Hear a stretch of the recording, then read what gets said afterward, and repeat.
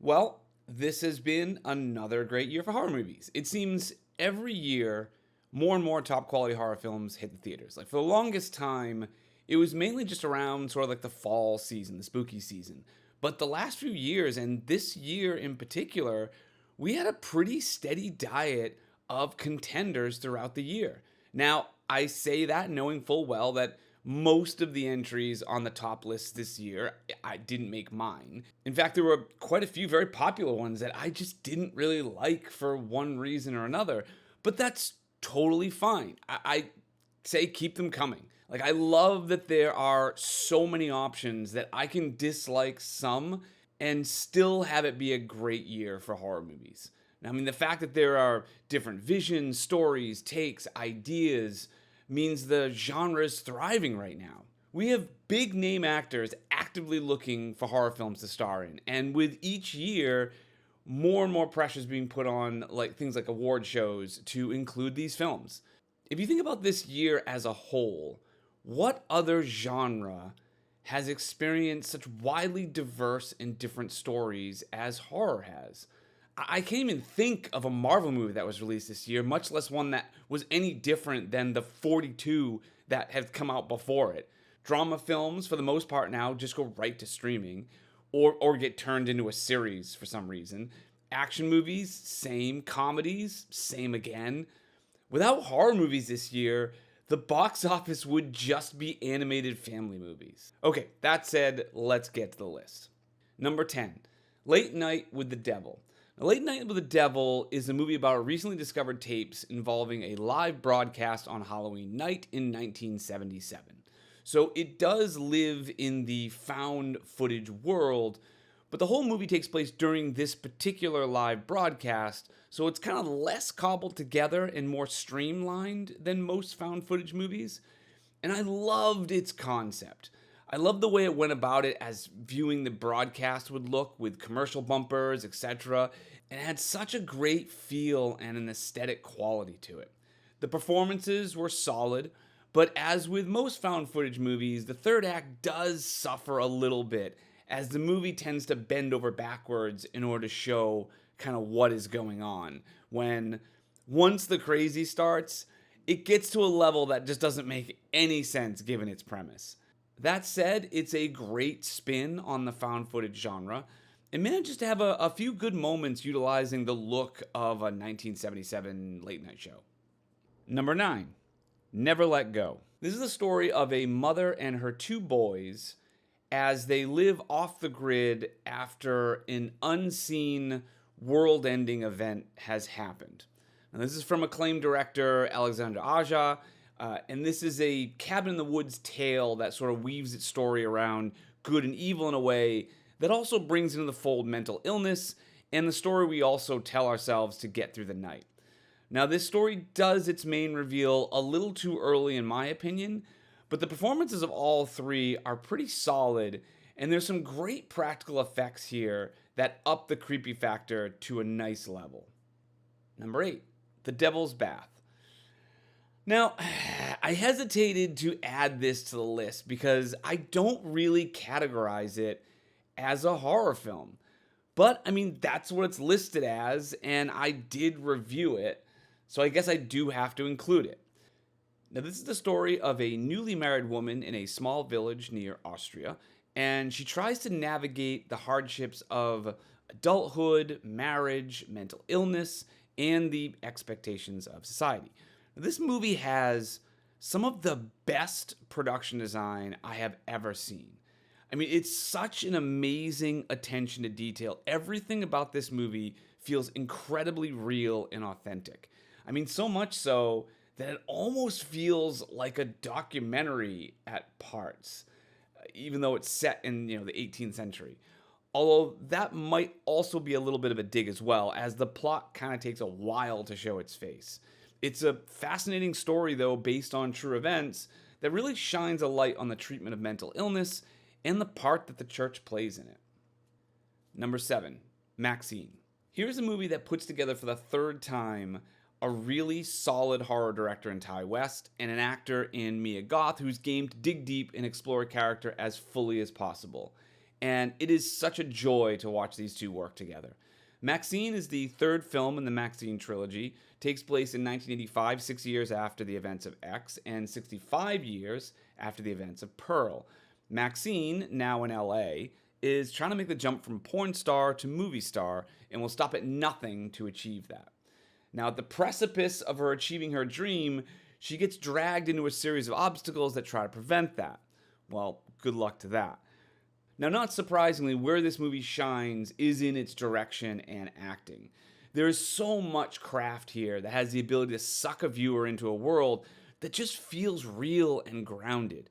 It's not a jump scare-a-thon or trying to make every frame the craziest or scariest it can be.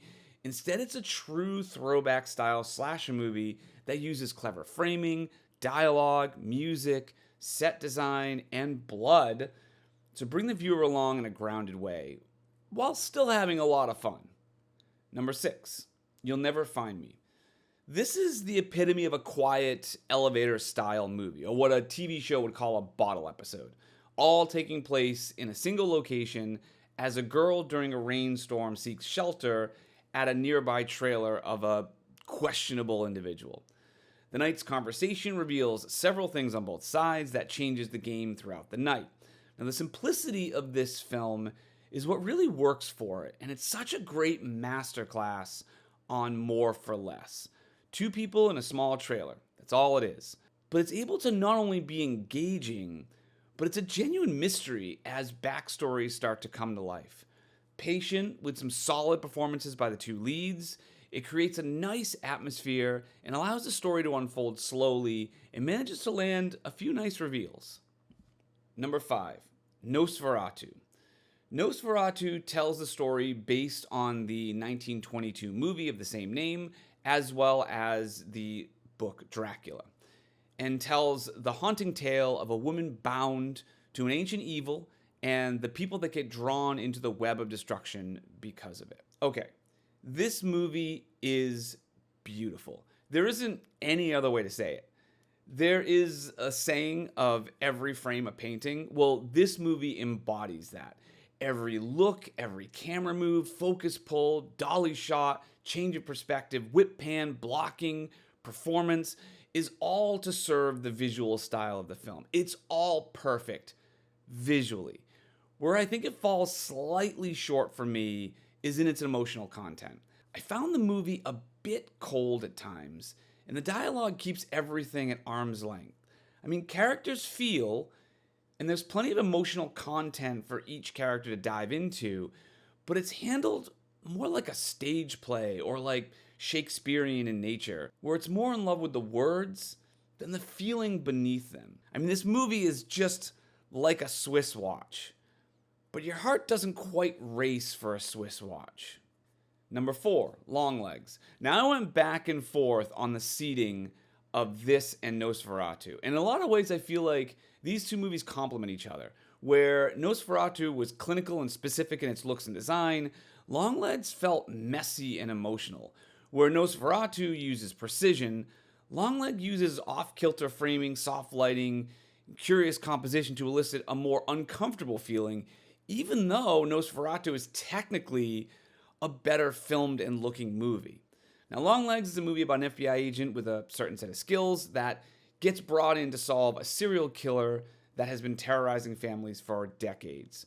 This is a movie that relies heavily on style, mood, and vibe. It's cleverly put together and leans on things like shot composition, music, lighting, and acting performance to really sell its atmosphere, and it does so in a great way. It's a serial killer mystery with some supernatural elements to it that stretches beyond the standard detective story. Creepy, unsettling, and intense, this movie uses all of it.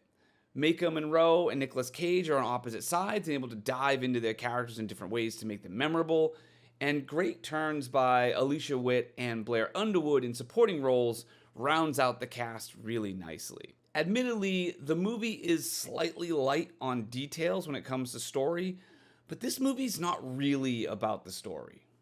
Number 3, Disappear Completely. A photographer is cursed to lose his senses one by one, sending him into a frantic search to undo it before it's too late. This is a Mexican horror film that goes full bore into the dark realm of curses. Now, I know I keep saying the craft, the craft, the craft, but I find too many horror movies that treat the art of filmmaking as an afterthought. So you'll notice a lot of the movies in my top 10, I praise the craft a lot because whenever I come across a film that seems to really care about that element, as I do, I have to champion it. Patient camera work, slow tense scenes, interesting story, and a well-paced plot. Throw in a couple creepy moments and no holds barred character choices, and this movie really brings it all. This is a down the rabbit hole kind of story where we follow the photographer into a dark world where he is desperate to stop what's coming. And make no mistake, this heads in some dark directions, and he has to make some extremely tough choices. Number 2, Cuckoo. This movie just hit me in a way that I found so refreshing. I would call it a throwback style film, but without the constant winking at the camera to let the audience know everyone's in on the joke. Cuckoo is about a 17-year-old girl who has moved to a remote mountains resort for the summer with her family. Her plan is to leave town and fly back home, but gets thwarted as there is something in town that is stopping her from leaving. Now, I can't think of a better title for this film. It starts out pretty normal, but then goes off the rails in a way that I thought was a lot of fun and super interesting. Hunter Schafer plays the main character and commits heavily, both mentally and physically, to the role as the crazy events begin to unfold. And there is a great turn here by Dan Stevens as the resort owner, who is just delightful. Number 1, Exuma. This was my favorite horror movie of the year.